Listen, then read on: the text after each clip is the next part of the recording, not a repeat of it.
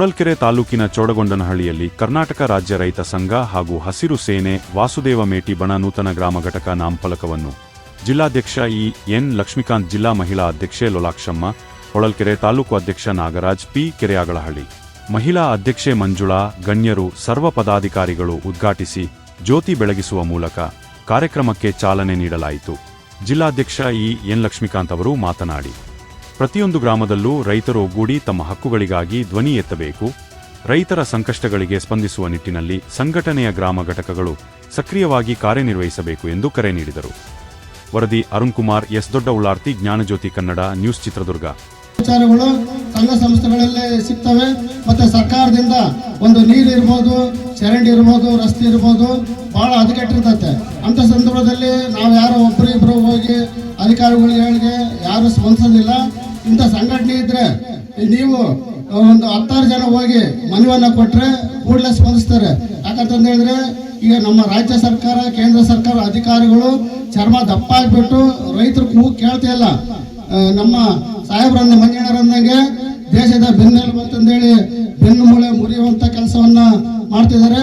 ನೀವು ಚಿತ್ರದುರ್ಗಕ್ಕೆ ಯಾರಾದ್ರೂ ಒಬ್ಬರೇ ಬರ್ತೀರಾ, ನಿಮ್ಗೆ ಏನಾದ್ರು ಹಾಸ್ಪಿಟ್ಲ್ ಇರ್ಬೋದು, ಇನ್ನೊಂದು ಇರ್ಬೋದು, ಏನಾದ್ರು ತೊಂದರೆ ಆದಂತ ಸಂದರ್ಭದಲ್ಲಿ ನಿಮ್ಮೂರಿಂದ ಜನ ಬರೋಕ್ಕಾಗಿಲ್ಲ, ನಿಮ್ಮ ಸಂಬಂಧಿಕರು ಬರೋಕ್ಕಾಗೋದಿಲ್ಲ.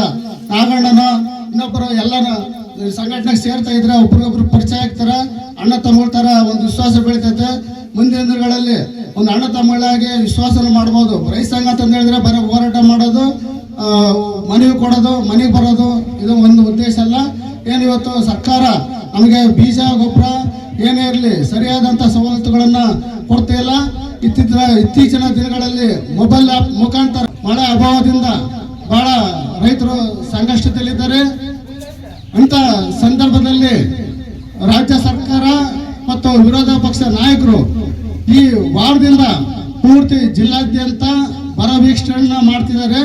ಇಲ್ಲಿ ರೈತರು ಸಾಲ ಸೋಲ ಮಾಡಿ ಅಲ್ಪ ಸ್ವಲ್ಪ ಬಂಗಾರದ ಒಡಗಳನ್ನ ಇಟ್ಟು ಬೀಜವನ್ನ ಬಿತ್ತನೆ ಮಾಡಿದ್ದಾರೆ. ಒಂದತ್ರ ಮೊಳಕೆ ಹೊಡೆದು ಭೂಮಿ ಎಲ್ಲ ಕಾಮರಾಗಿದೆ, ಇನ್ನೊಂದು ಹತ್ರ 1 ಅಡಿ 1/2 ಅಡಿ ಬೆಳೆದೈತೆ.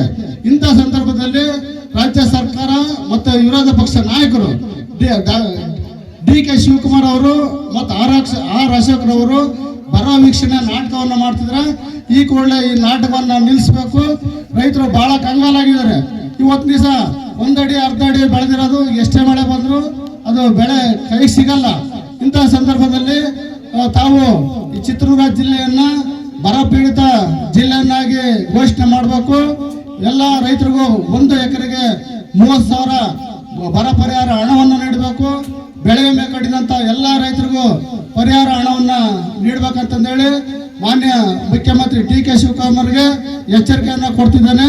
ಅದೇ ರೀತಿಯಾಗಿ ಭದ್ರಾ ಮಲೆನಾಡು ಯೋಜನೆ ಕಾಮಗಾರಿ ಸುಮಾರು ವರ್ಷಗಳಿಂದ ನೆನೆಗೋದು ಬಿದ್ದಿರೋ ಕಾರಣ ನಮಗೆ ಕುಡಿಯೋಕ್ಕೆ ನೀರು ಸಿಗ್ತಿಲ್ಲ. ಅಂತರ್ಜಲ ಸಂಪೂರ್ಣ ಕುಸಿದೋಗಿದೆ, ತೋಟಗಳೆಲ್ಲ ನಶಿಸಿ ಹೋಗ್ತಿದ್ದಾವೆ. ರೈತರು ಯಾವ ತರ ಜೀವನ ಮಾಡೋದಂತ ಗೊತ್ತಾಗ್ತಿಲ್ಲ. ಇಂಥ ಸಂದರ್ಭದಲ್ಲಿ ಅನೇಕ ಹೋರಾಟಗಳನ್ನು ಮಾಡಿದ್ದೇವೆ. ಮತ್ತೆ ಬೆಂಗಳೂರಿನಲ್ಲಿ ಕೂಡ ಅನೇಕ ಹೋರಾಟವನ್ನ ಮಾಡಿದ್ದೇವೆ. ಮತ್ತೆ ಇತ್ತೀಚಿನ ದಿನಗಳಲ್ಲಿ ಮಾನ್ಯ ಡಿ.ಕೆ. ಶಿವಕುಮಾರ್ ಅವರು ಉಪಮುಖ್ಯಮಂತ್ರಿ ಆದಂತ ಸಂದರ್ಭದಲ್ಲಿ ಇಲ್ಲೇನೋ ತೊಡಕಿತ್ತು, ಅದನ್ನೆಲ್ಲ ನಿರ್ವಹಣೆ ಮಾಡಿದ್ವಿ ಅಂತ ಹೇಳಿದ್ರೆ ಮೊನ್ನೆ ಇತ್ತೀಚಿನ ದಿನಗಳಲ್ಲಿ ಪತ್ರಕರ್ತರು ಒಂದು ಸಭೆಯನ್ನ ಮಾಡಿದ್ರು. ಅವತ್ತು ಭದ್ರಾ ಮಲೆನಾಡು ಯೋಜನಾ ಮುಖ್ಯ ಕಾರ್ಯನಿರ್ವಾಹಕ ಅಧಿಕಾರಿಗಳನ್ನು ಕರೆಸಿಬಿಟ್ಟು ನೀವು ಯಾವತ್ತು ನೀರು ಟ್ರಯಲ್ ಮಾಡ್ತೀವಿ ಅಂತ ಕೇಳಿದಕ್ಕೆ ಈ ತಿಂಗಳಲ್ಲೇ ಮಾಡ್ತೀವಿ ಅಂತಂದು ಹೇಳಿದ್ರೆ ಇದು ರೈತರಿಗೆ ಸುಳ್ಳು ಆಶ್ವಾಸನೆ ಕೊಡುವಂತ ಒಂದು ಕೆಲಸವನ್ನ ಅಧಿಕಾರಿಗಳಿಂದ ರಾಜಕಾರಣಿಗಳು ಮಾಡಿಸ್ತಿದ್ದಾರೆ. ಈ ಹೊಳಲ್ಕೆರೆ ತಾಲೂಕಿನಲ್ಲಿ ಕುಡಿಯಲಿಕ್ಕೆ ನೀರಿಂದು ಬಹಳ ಬರಿದೆ.